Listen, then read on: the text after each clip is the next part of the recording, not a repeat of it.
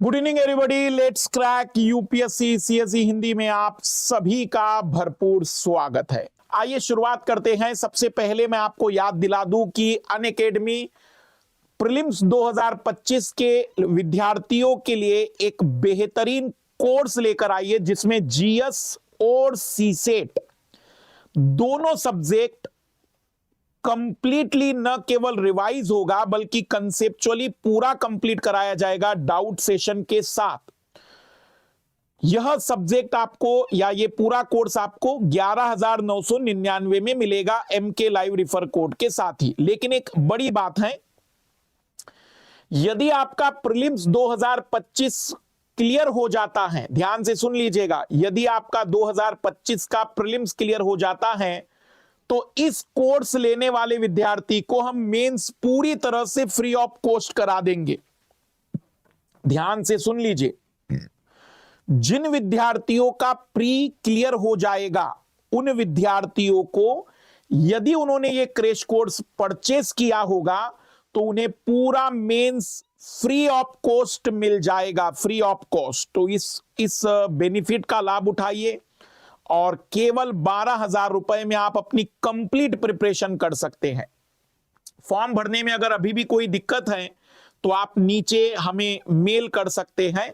इस समय यदि आप लोग सब्सक्रिप्शन ले रहे 2026 और 27 वाले विद्यार्थी, तो रिजोल्व 2025 वाली बात फिर से आपके सामने है कि यदि आप 2026 का 1 ईयर सब्सक्रिप्शन या उससे ज्यादा 18 महीने का सब्सक्रिप्शन लेते हैं और आपका प्रीलिम्स पास नहीं होता 2026 वाला, तो हम आपको प्रॉमिस करते हैं कि हम आपको 2027 में पूरी तरह से फ्री ऑफ कॉस्ट पढ़ाएंगे, जिसमें आपको कुछ कंडीशन क्या क्या फुलफिल करनी होगी। तो आपको 18 महीने या 12 महीने के सब्सक्रिप्शन लेने होंगे, 400 घंटे हमारे प्लेटफॉर्म पे पढ़ना होगा, 25 प्रीलिम्स और 15 मेंस के टेस्ट देने होंगे ताकि सीरियस कैंडिडेट को हम आइडेंटिफाई कर सके।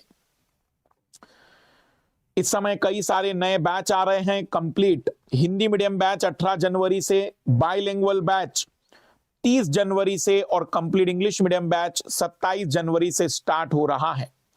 Unacademy all India prelims mock test जो कि पूरी तरह से फ्री ऑफ कॉस्ट है, इस रविवार को सुबह 11 से 1 बजे जरूर दीजिएगा।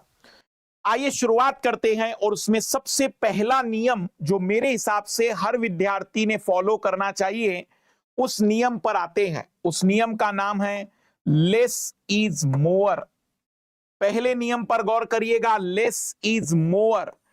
कोई भी सिलेक्टेड विद्यार्थी 100% नहीं पढ़ता। जितने भी टॉपर्स भी होंगे ना, अगर पहली रैंक भी आई होगी तो भी 100% सिलेबस कोई पढ़ के नहीं गया था। दूसरी बड़ी बात, कोई भी विद्यार्थी हर बुक को, हर एनसीईआरटी को नहीं पढ़ के जाता है, संभव ही नहीं है। लेस इज मोर का सिंपल सा मतलब यह है कि आप हर विषय में क्या पढ़ेंगे आज ये तय कर लेना। अपने कमरे में जहां भी आप पढ़ाई कर रहे हैं, जिस जगह पर आपने अपना टेबल रखा है, जिस जगह आपने अपने सारे रिसोर्स रखे हैं, डिसाइड कर लीजिए कि आप क्या कवर करेंगे। मैं एक छोटा सा एग्जांपल दे रहा हूं। जैसे मान लेते हैं कि कला और संस्कृति जैसा विषय है, आर्ट एंड कल्चर है। कला और संस्कृति जैसा विषय, आर्ट एंड कल्चर की मैं बात कर रहा हूं। अब अगर हम सिंपल सी बात करें कि इसमें मैं क्या पढ़ूंगा, तो आपने इसमें पहला पॉइंट डाल दिया कि जो भी क्लास नोट्स होंगे, जो भी मुझे यूट्यूब पर, प्लस पर, ऑफलाइन में, ऑनलाइन में जो भी टीचर मिलेगा वो क्लास नोट्स पढ़ूंगा मैं या पढ़ूंगी मैं। प्लस मान लेते हैं कि आपने लिखा है कि नितिन सिंघानिया की किताब पढ़ूंगी मैं या पढ़ूंगा मैं। और अगर आपने कहा कि नहीं और भी अगर कुछ पढ़ना है तो क्लास 11 और 12th की एनसीईआरटी पढ़ूंगा या पढ़ूंगी।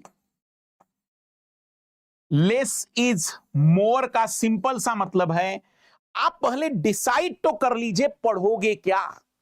कई विद्यार्थी यही तय नहीं कर पा रहे हैं कि कहां क्या क्या पढ़ना है। अगर मैं आपको इसके लिए एक सिंपल सी बात कहूं तो मैंने बिल्कुल डिटेल में एक कंप्लीट सिलेबस के बारे में एक वीडियो बनाए थे कि पेपर 1, पेपर 2 में, पेपर 3 में क्या क्या पढ़ना है।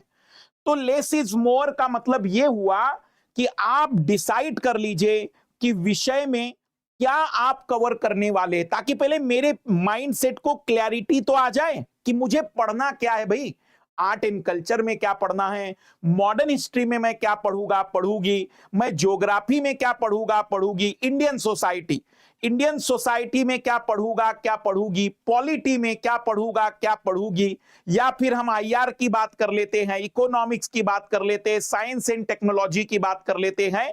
तो सबसे पहला नियम आपको ध्यान देना है, यदि आप सच में सिलेबस सही समय पर पूरा करना चाहते हैं तो ज्यादा चीजें मत लाइए, बल्कि कम चीजों में। जैसे अब एक छोटा सा उदाहरण दे रहा हूं मैं, अगर आपने क्लास नोट्स पढ़ लिए हैं बेटा, तो मेरे हिसाब से आप इसमें केवल एनसीईआरटी जोड़ दीजिए और इसको रिमूव कर दीजिए। हो गया नियम का पालन, लेस इज मोर। आप इन दो चीजों को 4 बार पढ़िए, मैं दावा करता हूं कि 10 में से 7 क्वेश्चन तब भी हो जाएंगे। अगर कोई व्यक्ति तीनों चीजें कवर कर रहा है तो वो 10 में से में भी 6 ही प्रश्न हल कर पाएगा। ऐसा क्यों? क्योंकि उसने दोहराया नहीं होगा, उसने प्रॉपर रिवीजन नहीं किया होगा, क्योंकि वो फैल कर चला था। पर अगर कोई विद्यार्थी इन दोनों को कवर कर लेगा तो 10 में से 7 प्रश्न आराम से कवर कर सकता है। मैं आपको याद दिला दूं कि कट ऑफ 10 में से 4.5 और 5 का ही है, और अगर आप किसी विषय में 10 में से 7 और 10 में से 6 प्रश्न कर रहे हैं तो आप कट ऑफ से बहुत आगे है। इसलिए मैं आपको यह पुनः दोहराना चाहता हूं, लेस इज मोर, ताकि रिवीजन बार बार हो, ताकि चीजें इफेक्टिवली पढ़ी जा सके। जब किसी शिक्षक ने आर्ट एंड कल्चर पढ़ाया होगा तो मैं ये दावा करता हूं कि अगर वो एक अच्छा शिक्षक है, रियल में आर्ट एंड कल्चर पढ़ाना वो जानता है, तो उसने भी नितिन सिंघानिया पढ़ी होगी, उन्होंने भी 2-3 किताबों की स्टडी की होगी। तो आपका काम क्या था? एनसीईआरटी इसलिए पढ़ लेते हैं क्योंकि सीधे प्रश्न एनसीईआरटी से मिल जाते हैं। तो सबसे पहला और सबसे इंपॉर्टेंट नियम ध्यान से सुन लीजिएगा, थोड़ा ही काफी है, लेस इज मोर। पहली बात पुनः रिपीट कर रहा हूं, लेस इज मोर। जितना कम रिसोर्स बार बार दोहराओगे, हां अब कम का मतलब आप ये मत कहना सर मैं केवल क्लास नोट्स ही पढ़ लूंगा तो क्या हो जाएगा।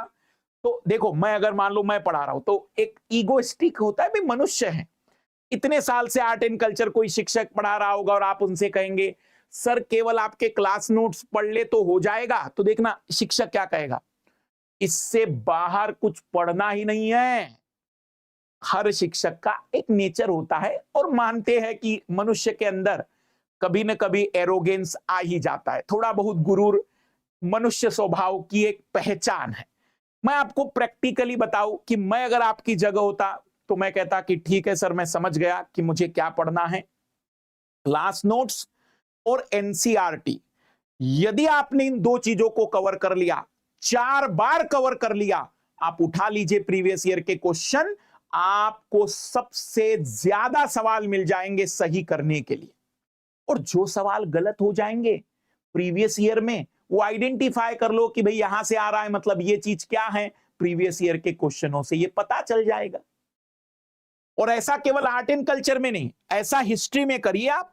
आधुनिक भारत का इतिहास, आधुनिक भारत का इतिहास, मैं एग्जांपल दे रहा हूं, मॉडर्न हिस्ट्री ऑफ इंडिया, आधुनिक भारत का इतिहास। तो मेरे लाल लालियों ध्यान से सुनना, मॉडर्न हिस्ट्री ऑफ इंडिया में मान लीजिए कि आपने सबसे पहली प्रायोरिटी हमेशा ही क्लास नोट्स, हमेशा ही, क्योंकि एक शिक्षक एक दिन में अपनी चीजें तैयार नहीं करता है, समय लगता है, जिंदगी गुजर जाती है कुछ लोगों की एक विषय को बार बार पढ़ाने में।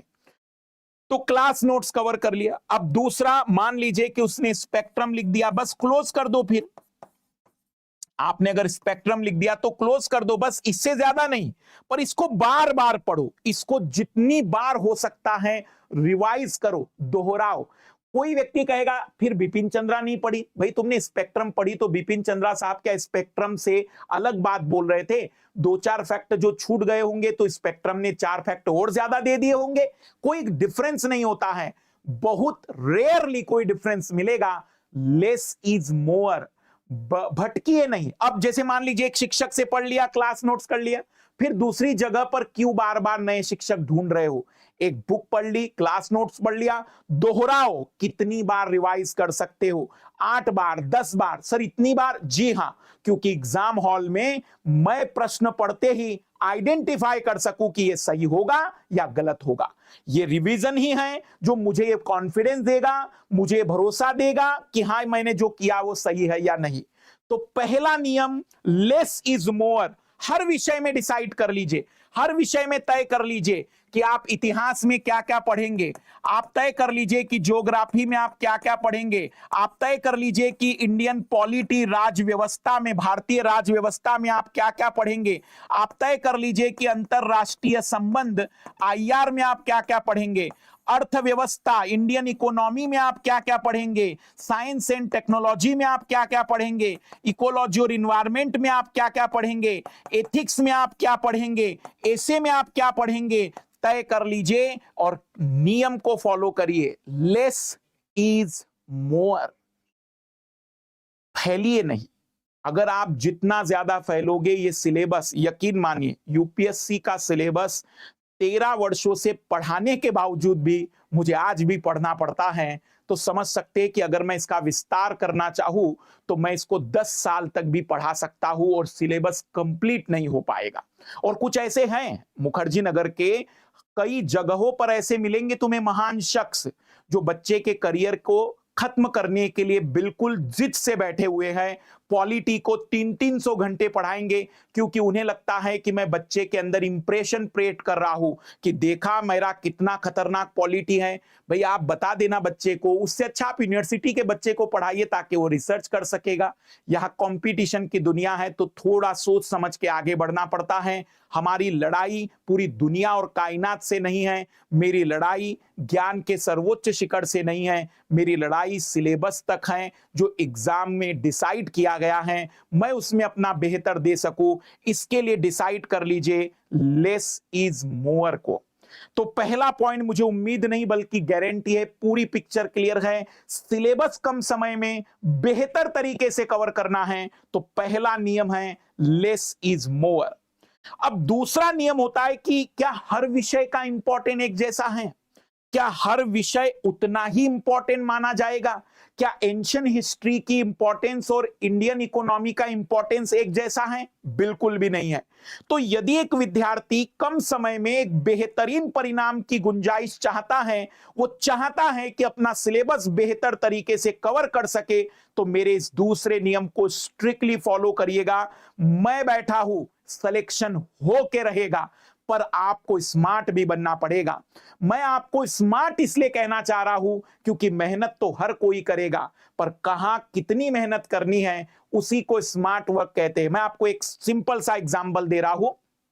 अगर दो लोगों को सब्जी बनाने के लिए कहा जाए और दोनों को बता दिया जाए कि भाई सब्जी में क्या क्या चीजें डाली जाएगी, तब भी दोनों लोग सब्जी जो बनाएंगे उसका टेस्ट बहुत डिफरेंट होगा, क्योंकि कितनी मिर्ची डालनी है, कितना नमक डालना है, कितनी मसाले डालने हैं, यह भी निर्भर करता है मात्राओं पर। स्वाद कब बेहतरीन आएगा और कब वो आपको सबसे स्वादिष्ट लगेगा, ये मात्राओं पर निर्भर करता है। तो मेरे लाल लालियों, यहां पर भी सारा खेल मात्राओं का है। आपको वरीयता तय करनी पड़ेगी कि कौन से विषय हैं, कौन से टॉपिक हैं जो मुझे बहुत बारीकी से पढ़ने हैं।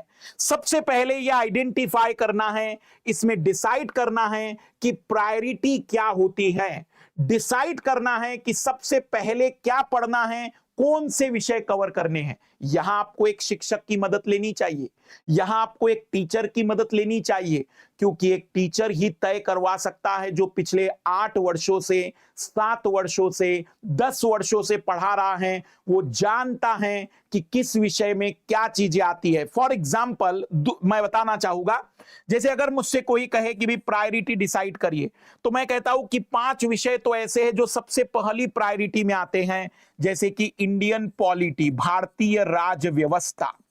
इंडियन पॉलिटी, भारतीय राज व्यवस्था बहुत महत्वपूर्ण हो जाता है। जैसे कि हम जानते हैं भारतीय अर्थव्यवस्था, इंडियन इकोनॉमी, व्यवस्थाएं पढ़नी है हर जगह पर हमें। फिर हम जानते हैं कि ज्योग्राफी भी बहुत इंपॉर्टेंट है, भूगोल जैसे विषय से बहुत से सवाल आते हैं। फिर हम जानते हैं कि इकोलॉजी और इन्वायरमेंट, पर्यावरण और पारिस्थितिकी। तो सबसे पहला मेरा मकसद ये है कि मैं इन विषयों को तो कवर कर लूं, इन चीजों को तो बेहतर कर लूं। जैसे मान लेते हैं कि पांचवा विषय हमने रखा कि सी सेट पूरा पेपर प्रायोरिटीज में रखेंगे हम, ताकि इस बार कोई कमी ना रह सके। तो पहले हम इन्हीं को कवर करेंगे, पहले हम कंप्लीट करेंगे इस चीज को। एक्चुअल में इसे अलग अलग लोगों के द्वारा अलग अलग तरीके से बताया जाता है। कुछ लोग कहते हैं 80-20, कुछ लोग कहते हैं 70-30, मतलब 20% सिलेबस ही 80% सवालों में योगदान देता है। 20% आपके घर के कपड़े जो आपके हैं वो 80% बार यूज किए जाते हैं।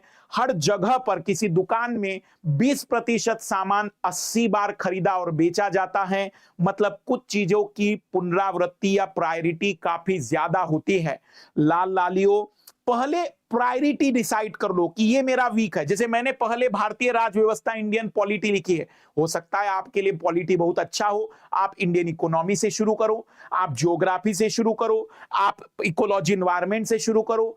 पहली प्रायोरिटी डिसाइड कर लीजिए कि हाँ ये 5-6 सब्जेक्ट जो सबसे ज्यादा पूछे जाते हैं। फिर छठवें नंबर को भी डिसाइड कर लो। ऐसा नहीं कि प्रायोरिटी में नीचे छोड़ देना है। छठवें नंबर पर डाल दो कि आधुनिक भारत का इतिहास, मॉडर्न हिस्ट्री से सवाल आते हैं, आधुनिक भारत के इतिहास से सवाल आते हैं।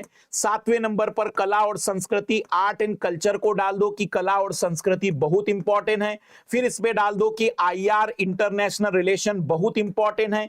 फिर इसी में आप एक और सब्जेक्ट डाल सकते हैं कि विज्ञान और प्रौद्योगिकी, साइंस एंड टेक्नोलॉजी के भी सवाल आ सकते हैं। फिर इसी में 10वें नंबर पर डाल दो कि एंशिएंट हिस्ट्री और मिडिएवल हिस्ट्री के भी सवाल आते हैं। तो डिसाइड कर लो कि पहले मैं क्या कवर करूंगा, क्या कवर करूंगी, फिर बाद में मैं क्या कवर करूंगा, क्या कवर करूंगी। एक प्रायोरिटी डिसाइड करो, और जैसे जैसे आपके प्रायोरिटीज वाले सेगमेंट कंप्लीट होते चले जाएंगे, आप महसूस करोगे कि सिलेबस पूरा होता चला जा रहा है। जैसे ही आपके 5-6 सब्जेक्ट कंप्लीट हो जाएंगे, कॉन्फिडेंस आना शुरू हो जाएगा। आप प्रायोरिटी अगर डिसाइड नहीं करते हैं तो रियलिटी में आप लेस इज मोर को भी खत्म कर देते हैं। तो पहला नियम, कम ही पर्याप्त है क्योंकि बार बार रिवीजन हो सके।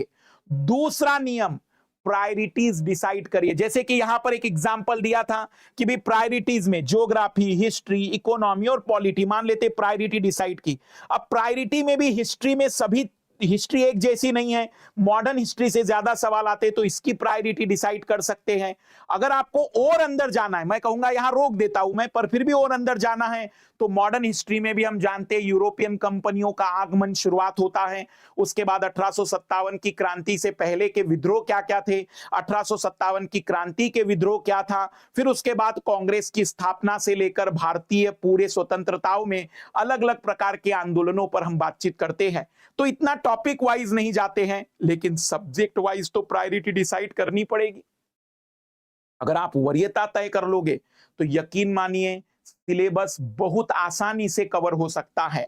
तो लेस इज मोर, पहला नियम लेस इज मोर की बात करेंगे। दूसरा नियम, प्रायोरिटीज डिसाइड करेंगे कि सबसे पहले कौन, सबसे बाद में कौन। अधिकतर लोग प्रायोरिटीज डिसाइड नहीं करते और उस कारण से सभी जगह पर 6 महीने 8 महीने के बाद मायूसी आ जाती है। जो सब्जेक्ट आपको लगता है कि हाँ बाद में आते हैं, ऐसे विषय जिनको हम बाद में पढ़ सकते हैं उनको बाद में लिख सकते हैं, कि जैसे इंडियन सोसाइटी, या फिर हम कहेंगे डिजास्टर मैनेजमेंट, इंटरनल सिक्योरिटी। अगर ऐसे सब्जेक्ट, सोशल जस्टिस की बात करें, या अगर ऐसे सब्जेक्ट है तो आप लिख सकते हैं कि मैं इसको लास्ट में कवर करूंगा या करूंगी, क्योंकि कई बार इन सब्जेक्ट में कॉमन सेंस और करंट अफेयर से ही चीजें हो जाती हैं। पर फिर भी हम उसको कवर करेंगे, पर उसको डिसाइड करेंगे प्रायोरिटी में बाद में। Less is more and decide the priority pattern, कि सबसे ज्यादा जरूरी क्या है ताकि चीजें सही समय पर हो सके। अब बात करते हैं बहुत इफेक्टिव टाइम यूटिलाइजेशन। यकीन मानिए ये तीसरा बहुत ही इंपॉर्टेंट है आपकी पूरी जर्नी में। इफेक्टिव टाइम यूटिलाइजेशन का सिंपल सा मतलब है कि आप एक दिन में कितने विषय पढ़ेंगे। सभी विषय जो भी पढ़ रहा है वो मूर्ख है, वो जिंदगी में आईएएस नहीं बन पाएगा। जो केवल एक दिन में एक विषय पढ़ रहा है वो महामूर्ख है, उससे कभी आईएएस बन नहीं पाएगा। अगर वो 25 का टारगेट है, 27 का विद्यार्थी अगर एक दिन में एक विषय पढ़ता है तो उसका कोई दोष नहीं है, क्योंकि उसको कॉलेज भी करना है और तैयारी भी करनी है। लेकिन अगर आपको 25 देना है तो एटलीस्ट जीएस के 2 विषय कवर करते चलिए प्रतिदिन। तो आपका टाइम टेबल कैसा होना चाहिए, मैं एक छोटा सा एग्जांपल दे रहा हूं। जैसे आप मान लीजिए कि मेरी क्लास में है प्लस के विद्यार्थी हैं, या फिर आप मेरी क्लास देखते हैं, तो मैं सुबह 6:30 बजे पहली क्लास लेता हूं। तो आपने कहा सुबह 6:30 बजे से लेकर तो 9 बजे तक सर की क्लास होती है, तो हमने यहां लिख दिया कि मधुकर सर की क्लास लूंगा मैं पहली बार सुबह जैसे ही उठूंगा।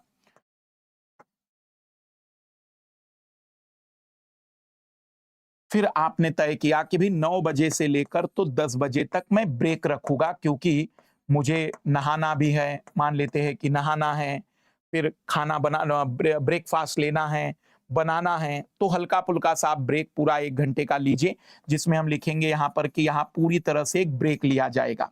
फिर आप तय करिए कि 10 बजे से लेकर तो 12:30 बजे तक बिल्कुल ब्रेक नहीं होगा। 2.5 घंटे का अब मैं स्टडी प्लान करूंगा, इसमें मैं दूसरा सब्जेक्ट कवर करूंगा। वो सब्जेक्ट भी कोई एजुकेटर ही कवर करा रहा होगा। कोई जैसे मान लीजिए आप मुझी से कर रहे हैं दूसरा सब्जेक्ट, तो वहां पर लिखेंगे कि एजुकेटर से हम यहाँ पर कौन सा सब्जेक्ट कवर करेंगे, शिक्षक कौन सा होगा और क्या मैं कवर करूंगा। फिर 12:30 बजे से लेकर तो 2 बजे या 2:30 बजे तक एक ब्रेक इसलिए दे रहा हूं मैं। कई बच्चे रात में पढ़ाई करते, तो आप 2.5 घंटे, आधा घंटा खाना खा लीजिए बहुत बढ़िया से और सो जाइए। और अगर आप दिन में नहीं सोते हैं तो यहां मात्र एक आधे घंटे का ही ब्रेक लीजिएगा। अगर आप सोते हैं तो 2 घंटे का ब्रेक लीजिए, अगर नहीं सोते तो आधे घंटे के ब्रेक में भी काम हो जाएगा। फिर आप 2:30 बजे से लेकर तो 5 बजे तक तीसरा स्लॉट डिसाइड करिए कि हाँ 2.5 घंटे का ये तीसरा स्लॉट है। इसमें आप अपना ऑप्शनल का विषय कवर कर सकते हैं, अगर आप ऑप्शनल पेपर कवर करना चाह रहे हैं। फिर 5 बजे से लेकर तो 5:30 बजे तक पूरी तरह से ब्रेक लीजिए। ब्रेक लेने का मतलब होता है कि एक प्रकार से अपने दिमाग को रिलैक्स करना। उसमें आप गाने सुन सकते हैं, उसमें आप चाहे शॉर्ट वीडियो नहीं देखने हैं, उसमें आप म्यूजिक सुन सकते हैं, उसमें आप किसी भी प्रकार से हो सकता है रिलैक्स रह सकते हैं, शांत बैठ सकते हैं, ताकि दिमाग धीमे धीमे और सहनशील हो सके और हम लंबे समय तक बैठ सके।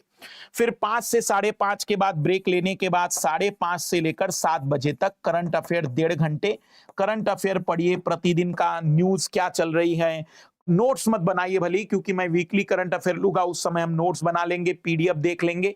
लेकिन अभी करंट अफेयर सुनिए क्या चल रहा है। शॉर्ट में कहीं पर कुछ करंट अफेयर के बारे में डिस्कशन हो रहा होगा डेली का, तो बिल्कुल शॉर्ट में करंट अफेयर के बारे में चर्चाएं कर लीजिए। फिर 7 बजे से लेकर 8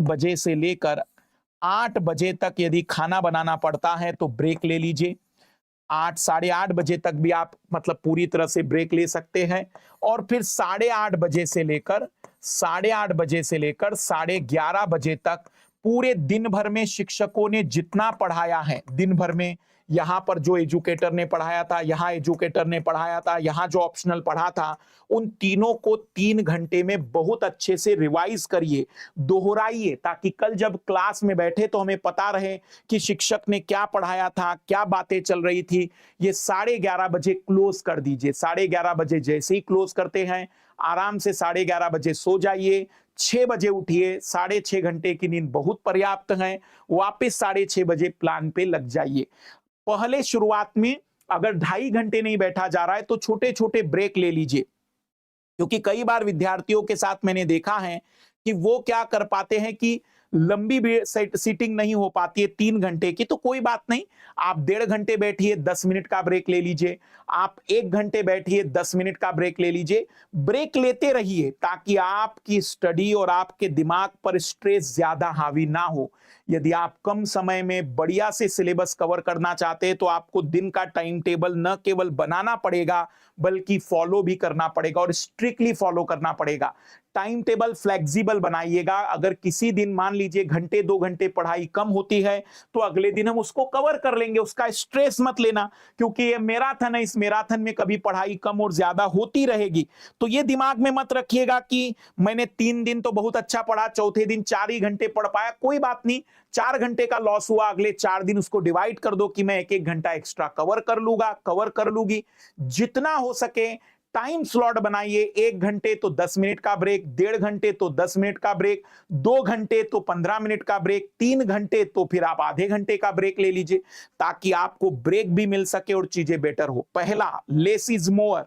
दूसरा, प्रायोरिटी डिसाइड करना। तीसरा, टाइम यूटिलाइजेशन। देखो, टाइम मैनेजमेंट मतलब बस इतना सा है कि आप 24 घंटे को कितना बढ़िया से यूज कर पा रहे हैं, 24 घंटे में आप कितने घंटे इफेक्टिवली दे पा रहे हैं। फिर है भटकावों को न्यूनतम करना। याद रखिएगा, अगर डिस्ट्रैक्शन मिनिमाइज नहीं हुए तो मेरी सारी बातें केवल और केवल हवा है, हवा है, शब्द भी नहीं है, वो वेपोराइज्ड हो चुके हैं, इस संसार के कहीं ना कहीं कोने में गुम हो चुके हैं। डिस्ट्रैक्शन क्या क्या? सबसे पहले, जितना भी सोशल साइट्स हैं, आपको लगता है कि YouTube से भी आपको प्रॉब्लम हो रही है तो YouTube को आप एक पर्टिकुलर टाइम में ही स्टार्ट करेंगे, बाकी लोग देंगे। सोशल साइट्स हो गया, आपके मोबाइल को भी आप मिनिमम टाइम यूज करिए कि भाई घर वालों को बता सकते हैं मैं इसी टाइम पे मोबाइल ऑन रखूंगा। जरूरत नहीं है अगर आपको मोबाइल की केवल YouTube देखने के लिए, तो कोई ऐसी युक्ति लीजिए जिसमें केवल YouTube चलता हो और कॉल नहीं होते हो, तो भी बहुत बेहतर तरीके से चीजें हो सकती है। डिस्ट्रैक्शन में आपको लगता है कि चाय पीने के लिए जब आप बाहर जाते हैं तो 1.5 घंटे बाहर से वापस नहीं आ पाते हैं, तो कोशिश करिए या तो चाय पीना बंद कर दीजिए या कमरे पर बनाइए, ताकि कम से कम टाइम में चाय बन सके। जैसे इसका बेस्ट सॉल्यूशन तो मैं ये कहता हूं कि ग्रीन टी शुरू कर दीजिए। ग्रीन टी में करना क्या होता है, गर्म पानी, और गर्म पानी में कोई चीनी नहीं, कुछ नहीं, बस ग्रीन टी डाल दीजिए, बन गई चाय। तो आप ग्रीन टी शुरुआत कर लीजिए, नींबू पानी शुरुआत कर दीजिए। अगर आपको कोई भी फ्रेशनेस के लिए चीज चाहिए तो जितना हो सके यहां को आइडेंटिफाई करिए कि डिस्ट्रैक्शन कहां से हो रहा है। डिस्ट्रैक्शन अगर किसी भी प्रकार के अन्य कारकों से हो रहा होगा, अन्य कारक का मतलब आप समझ सकते हैं कि विपरीत लिंग के कारण हो रहा होगा डिस्ट्रैक्शन, तो कोशिश करिए, अगर रिलेशन में है तो ब्रेक मत होने दीजिए और उन्हें भी बताइए कि आप इस समय किस लक्ष्य की ओर हैं। और यदि आपको लगता है कि अभी कुछ ऐसा नहीं है तो शुरुआत मत करिए, क्योंकि सच में तपस्या करने जा रहे हैं लाल लालियों, बहुत ही कम समय बचा है, दिन रात मेहनत करनी है। हम इतना नहीं अभी मजबूत हो पाए हैं कि उधर भी संभाल लेंगे और इधर भी संभाल लेंगे। जिनको लगता है कि वो संभाल सकते हैं वो 4 साल के बाद मुझे मिलते हैं और फिर बताते हैं कि सर अब क्या करें, उस समय हमने थोड़ा ध्यान दिया होता तो आज दिन कुछ और होते। तो डिस्ट्रैक्शन को मिनिमम करिए, क्योंकि कम समय में ज्यादा रिजल्ट उन्हीं के आते हैं जिनका डिस्ट्रैक्शन कम होता है, फोकस्ड वे में तैयारी करते हैं। जहां जहां मैंने ब्रेक कहे हैं वहां आप प्राणायाम कर सकते हैं, मेडिटेशन कर सकते हैं, ताकि आपका फोकस और बेहतर हो सके। तो चौथा नियम, अगर आप कम समय में सिलेबस कवर करना चाहते हैं तो डिस्ट्रैक्शन को आइडेंटिफाई करके रिमूव कर दीजिए, आपका सिलेबस बहुत ही कम समय में कवर हो जाएगा। और सबसे आखिरी की बात, प्रेशर एंड स्ट्रेस मैनेजमेंट। याद रखिएगा, जब आप यूपीएससी की प्रिपरेशन कर रहे हैं तो 10 लोग तुम्हें नेगेटिव मिलेंगे, वो तुम्हें कहेंगे कि तुमसे नहीं हो पाएगा। तो सबसे पहली और इंपॉर्टेंट बात ध्यान से सुनिएगा, कोई भी काम करते हुए ध्यान से सुनना, क्योंकि इन्हीं दिनों मेरी सोनम वांगचुक जी से भी मुलाकात जब हुई तो एक पॉइंट मुझे काफी अच्छा लगा, और उन्होंने कहा कि जब भी हम कोई काम शुरू करने जाते हैं तो चैलेंजेस आते हैं, पर वो चैलेंजेस केवल तभी चैलेंजेस हैं जब आपने उसको एक्सपेक्ट नहीं किया होगा, जब आपने उसको सोचा नहीं होगा कि ऐसा भी होगा, इसलिए वो चैलेंजेस हैं। लेकिन अगर आप उसको एक्सेप्ट करके चले जाए, आप मान के चलेंगे कि मैं यूपीएससी प्रिपरेशन करूंगी तो 10 गधे मिलेंगे जो मुझे मूर्ख कहेंगे, मुझे कुछ लोग मिलेंगे जिनका मुझ पर यकीन नहीं होगा, कुछ ऐसे भी लोग होंगे जो मेरा स्ट्रेस बढ़ाएंगे, कहेंगे हिंदी माध्यम से सिलेक्शन नहीं हो रहे हैं, कुछ ऐसे भी मिलेंगे जो कहेंगे 4 अटेम्प्ट से प्रीलिम्स नहीं निकला है। अगर आप पहले से ही एक्सपेक्ट करके जाएंगे तो फिर वो चैलेंजेस नहीं है, फिर वो छोटी सी प्रॉब्लम है जिससे आप फाइट कर सकते हैं, सॉल्व कर सकते हैं। तो मैं एक सिंपल सी बात आपसे कहना चाहूंगा कि यदि आप स्ट्रेस मैनेजमेंट करना चाहते हैं तो ये अपने आप को पहले एक्सेप्ट करा दीजिए कि विरोध करने वाले लोग होंगे। ये भी बता दीजिए कि कई लोग आपको छोटा और बिल्कुल नेग्लेक्ट करते हुए चलेंगे, कई लोग आपकी बुराइयां भी करेंगे, और सबसे बड़ी बात यह है कि हो सकता है आपके घर के लोग भी आपका विरोध करें। बहस मत करिए, ज्यादा से ज्यादा सुन लीजिए, जवाब कम दीजिए, क्योंकि आप जितना जवाब दोगे, जवाब देना है तो अपनी स्टडी से दीजिए, जवाब देना है तो अपने हार्डवर्क से दीजिए, जवाब देना है तो अपने एग्जाम के रिजल्ट से दे देना, पर अपने जबान से जवाब देने का प्रयास कम करिए। जबान से जवाब एक आखिरी विकल्प मान के चलेगा कि अब बिल्कुल नहीं जवाब दिया तो जीवन मरण की बात हो जाएगी, तभी अपनी जबान से जवाब देने की कोशिश करिए। इसी को कहते हैं प्रेशर और स्ट्रेस। रिलैक्स रहिए, समझिएगा कि पूरी दुनिया, पूरी कायनात तुमसे पूरी तरह से अलग है, क्योंकि उनका रास्ता है अलग और तुम्हारा रास्ता अलग है, इसलिए तुम्हें लोग भला बुरा कहेंगे ही। तुम भीड़ से अलग होने की कोशिश कर रहे हो, लोग तुम्हारा विरोध करेंगे ही। इसलिए यदि आप मिनिमम टाइम में मैक्सिमम रिजल्ट देना चाहते हो तो स्ट्रेस को संभालना शुरू करिए, और इसका सबसे बढ़िया तरीका है खामोश रहना। जितना खामोश रहोगे तनाव कम रहेगा, स्ट्रेस कम रहेगा, प्रेशर कम रहेगा, क्योंकि जवाब समय दे देगा, क्योंकि जवाब आपका रिजल्ट दे देगा जब आप पूरी ईमानदारी से आगे बढ़ेंगे। पांचों नियम, कम पढ़िए, लेस इज मोर, लेकिन बार बार रिवीजन की आदत डालते चलिए, डिसाइड करिए क्या पढ़ना है। दूसरा, प्रायोरिटीज तय करिए, पहले कौन से विषय कवर करने और कौन से विषय नहीं। तीसरा, टाइम मैनेजमेंट को बेस्ट करने का सबसे बढ़िया तरीका है कि दिन भर के शेड्यूल को फॉलो करिए, और बिल्कुल दिन की चीज 7 दिनों के लिए फॉलो करिए, वही 7 दिन अगले 7 दिन को दोहराएंगे और उसी की बार बार पुनरावृत्ति करते चलेंगे। चौथी, जो बहुत ही इंपॉर्टेंट, और जैसे कि मैंने आपसे कहा, डिस्ट्रैक्शन को मिनिमम करते चलिए। और पांचवी और आखिरी बात है स्ट्रेस मैनेजमेंट, जिसका बेहतर हो जाएगा वो चारों चीजों में बेहतरीन परफॉर्मेंस कर देगा।